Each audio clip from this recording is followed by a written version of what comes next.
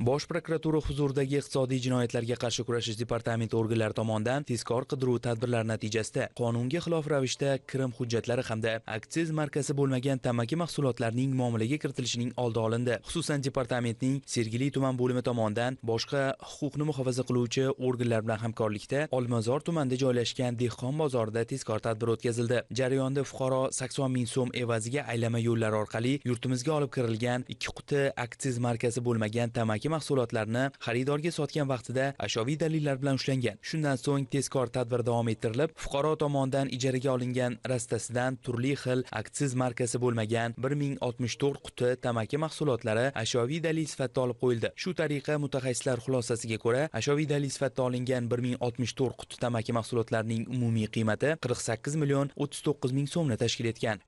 Shuningdek, departamentning Samarqand viloyati boshqarmasi xodimlari tomonidan viloyat ichki ishlar boshqarmasi xodimlari bilan hamkorlikda o'tkazilgan tezkor tadbirda Samarqand shahri Yuqori Xo'jasoat mahallasi hududidagi mas'uliyat cheklangan jamiyat mas'ul shaxslari yuridik manzili sifatida qayd etilgan xonadonda noqonuniy yo'llar bilan kelib chiqishi va sifatini tasdiqlovchi hujjatlari hamda aksiz markazi bo'lmagan 352 million 400 ming so'mlik 4124 quti tamaki mahsulotlarini qonunga xilof ravishda sotish maqsadida saqlab kelayotganligi aniqlanib, ushbu mahsulotlar ashyoviy dalil sifatida olib qo'yilgan. Hozirda mazkur holatlar yuzasidan Jinoyat kodeksining tegishli moddalari bilan jinoyat ishi qo'zg'atilib, tergov harakatlari o'tkazilmoqda.